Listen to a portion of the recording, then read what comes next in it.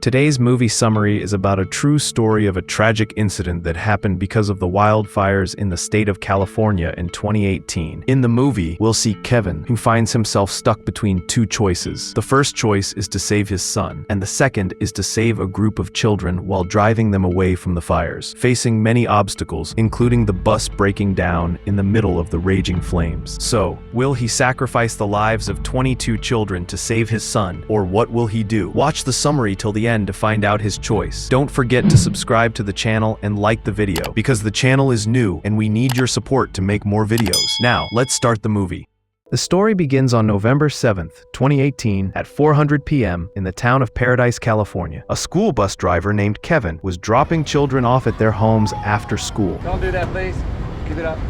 After dropping off all the kids, Kevin parked the bus at the bus depot. His boss, Ruby, informed him that his bus was still due for maintenance. Kevin asked Ruby about extra shifts. He needed the extra money to cover his expenses, but Ruby said there was nothing available at the moment. She told him, "I'll let you know." Kevin headed home. He received a call from the doctor saying his dog's cancer had spread. His cancer has spread. Kevin would need to take him to the vet. At home, Kevin's mom was there. His son Sean had come home from school because he was sick. Kevin told him school was important. Sean shot back, "Not to you, it wasn't." The truth was, Kevin had dropped out of school because he was about to become a father, and he didn't want Sean to make the same mistake of not taking school seriously and struggling later in life like he did. Instead of listening to Kevin, Sean turned up his music to full volume. Kevin got angry and said, "Wait till you have to pay bills." The two of them got into an argument. Get in, motherfucker! That doesn't pay, and you can't quit! Sean snapped, "I wish you were dead." What's your dad?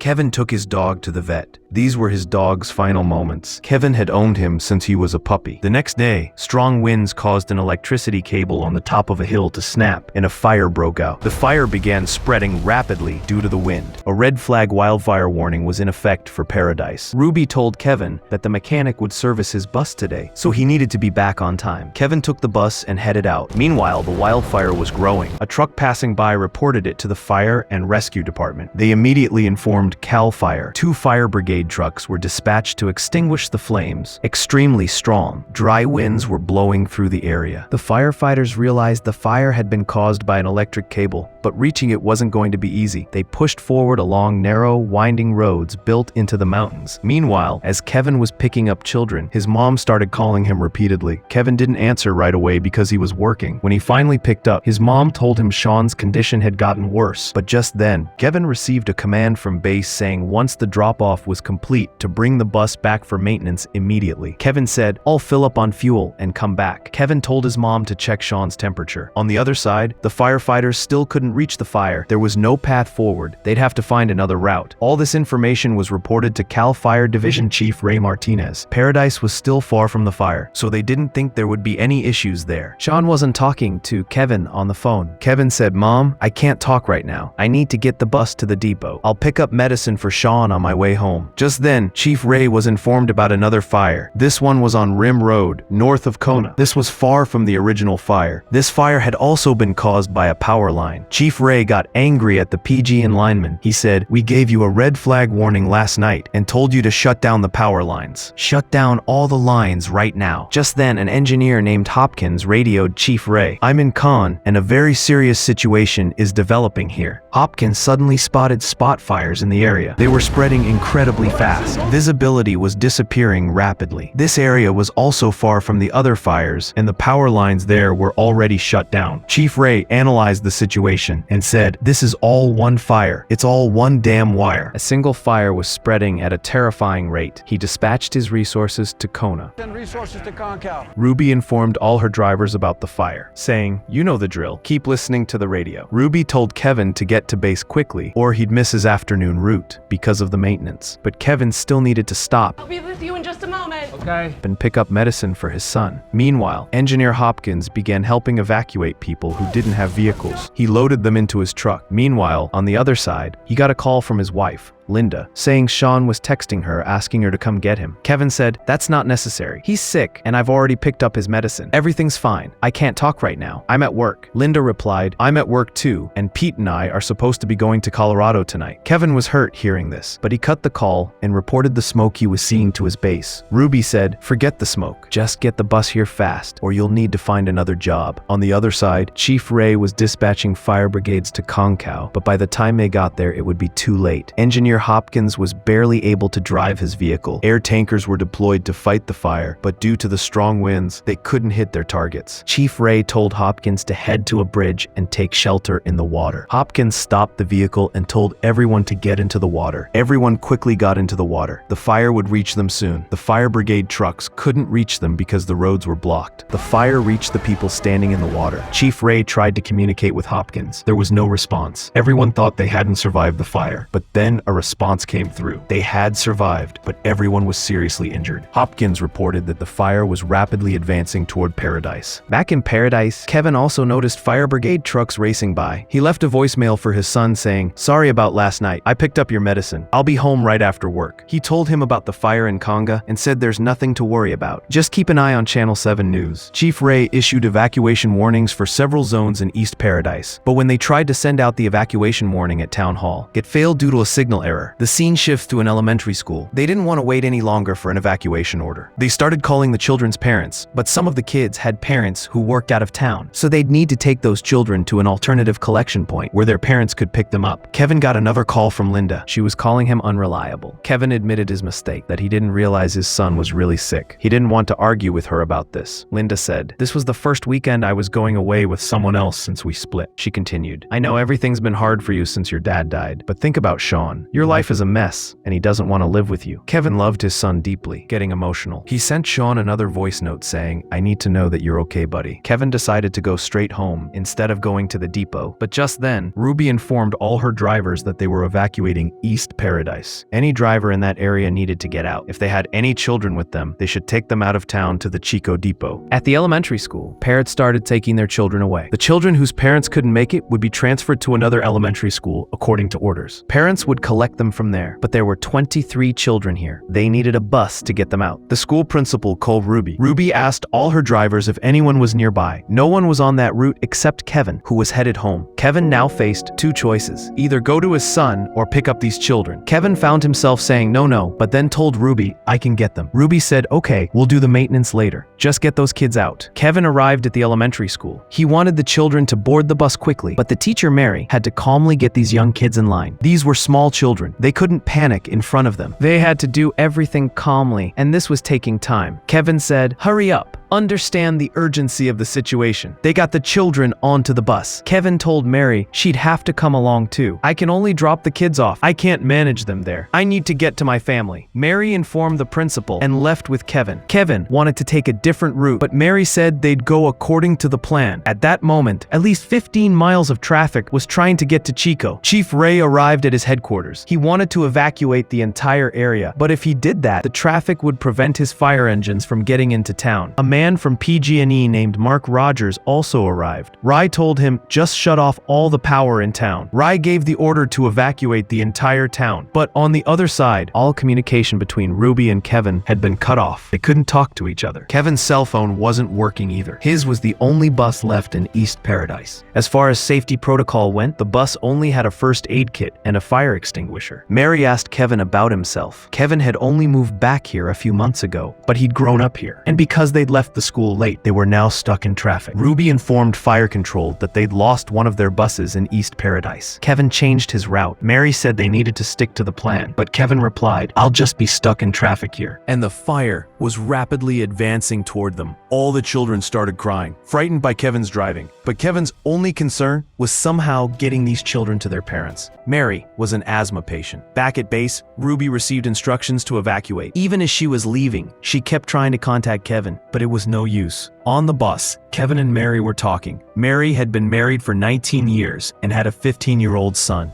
She was supposed to go pick him up, but she'd had to come here instead. Now her sister would bring him. Kevin and Mary just needed to get these children to their parents. All the children were terrified. The situation in the area was getting worse by the minute. Even the hospital had caught fire. Chief Ray told his people, "This isn't a wildland fire anymore. This has become a town fire. We need to save our people however we can." Kevin's bus got stuck at a roadblock. Mary asked, "Your family will get the evacuation alerts, right?" But Kevin hadn't signed them up for alerts, meaning they wouldn't receive any. And Kevin's mom didn't know how to drive. Just then, a nearby house caught fire. Mary pulled the children away from the windows. Kevin told Mary to sit in the driver's seat. Mary didn't know how to drive, but now she have to. Kevin got out and went to talk to the traffic officer himself, telling him he had children on the bus. But the traffic officer was stuck himself. He needed to clear the traffic so the fire engines could get through to fight the fire. Kevin started clearing the traffic himself. He moved cars to the side. Mary brought the bus forward. Kevin got back in the driver's seat. They were just 1 minute away from their drop-off point. Mary said, "You could be a good traffic cop." All the children were happy that they'd soon see their parents, but the elementary school where they were supposed to go had completely burned down. Mary got off and looked around. There was no one there. Kevin and Mary didn't know what to do now. Mary said, "We'll have to take these kids to Chico, then we'll come back and get our own children." Just then, a girl got scared and lay down on the floor. Mary comforted her. Kevin drove the bus out of there. Meanwhile, Chief Ray found out about Kevin's bus that there were 22 children on board. He learned about the power lines that firefighters had to cut through them to move forward. They still had electricity running through them. Chief Ray got furious at Penn, asking why they were still on. The PG&E representative explained that the automatic power was off, but shutting down the manual switches was taking time. Kevin and Mary had 2 routes left to escape. One route was extremely narrow and filled with 180-degree turns. The bus wouldn't make it through there. They'd have to take the other route. Then a child said, "You don't know where our parents are." This child, Toby, was scared. Kevin had him sit up front next to him. This boy only lived with his mom. Kevin said, "We'll get you to your mom." But on the route they were taking, power lines started snapping and falling. Kevin drove carefully, trying to protect the bus. Electric poles were falling right in front of him. He took the bus off-road, crashing through fences as he pushed forward. But ahead, the road was completely blocked. They'd have to try going through that narrow road. On the road, people were on fire. Looters even attacked their bus. One man had a gun. Kevin stopped this man from getting inside. He turned the bus around. On the other side, Ruby reached Chico. All her buses were there, except Kevin's. On the bus, the children were thirsty and feeling hot. Smoke started coming in through the AC vents. They had to turn off the AC too. Kevin was now in a park he used to come to as a child. From here, a path led to that other road. Just then, a girl started having a panic attack. She needed water or she'd have a stroke. They'd have to stop and find water. Mary said, "You stay here. I'll go outside so if the fire comes, you can take the children away." Mary went out into the smoke looking for water. She couldn't find anything anywhere. On top of that, she was an asthma patient in all this smoke. Mary found water bottles in a house van. Kevin started calling out to her. Things were starting to explode because of the fire, but Mary somehow made it back. Kevin drove the bus out. There was nothing but fire all around them. He couldn't find any way out. The children were screaming through the smoke. They somehow found a way out. Back there, Ruby was telling all the parents that the children had been evacuated from the elementary school, but they hadn't heard from them since leaving the school. When they learned a new bus driver was driving that bus, the parents became even more worried. But Ruby said,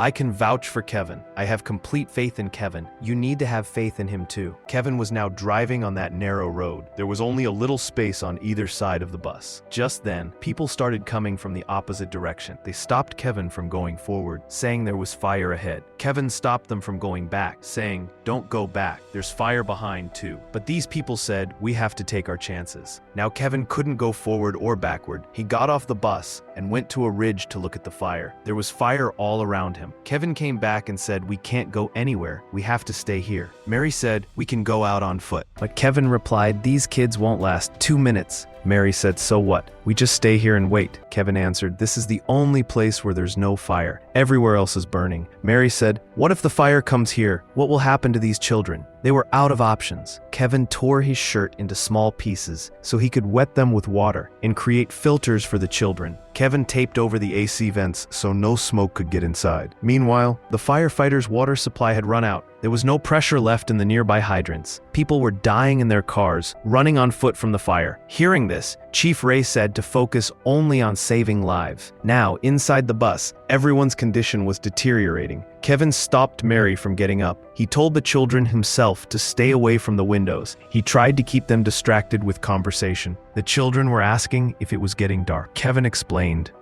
"No, the smoke has just come between us and the sunshine," Toby said. "I want my daddy." Kevin replied, "I know, and he is doing everything he can to get to you." Mary told Kevin they should let the children sleep. "It's better." But Kevin said, "No, we can't talk like that ourselves." Mary said, "I only left paradise once, and that was for 2 weeks to go to Ohio. I thought I'd always be safe here. If I followed the rules, everything would be fine. But if I get out of here, I'm going to take trips. I'll take my son to Legoland." Kevin said, "I spent my whole life trying to stay away from paradise, and now all I want to do is make a go of it here." He continued, "When I got the call to pick up these kids, I thought maybe I could earn a second chance if I just got the kids out safe. Except second chances don't always work that way. I talked to my father 28 years ago. We got into a fight. He came at me like he usually had and done so many times before, and I snapped that night. I went at him screaming. I slammed the front door and cursed his name. Told him I never wanted to see him again. Then he said, 'I wish you were dead.' A few years after that, my life went to pieces. And a few months ago, when I was working a night shift, I got a call from my mom that Dad was very sick. Kevin drove all night but was late. His father died. He was late as a son, and now he was late as a father." Kevin started crying as he told the story. But just then a fire broke out right next to them. Kevin tried to put it out with the fire extinguisher, but there were multiple fires where extinguisher ran out. Kevin tried to put out the fire with his clothes, but the situation was out of control. The fire wouldn't go out like this. Kevin went back to his bus, but now the bus wouldn't start. He put Mary in his seat and opened the hood. He removed the air filter, and the bus started. Kevin now had to drive the bus through the fire, weaving between fallen trees that were already burning. He navigated the bus through them. Fire was everywhere with their bus in the middle. The children were screaming. Kevin drove through the intense fire with a burned hand.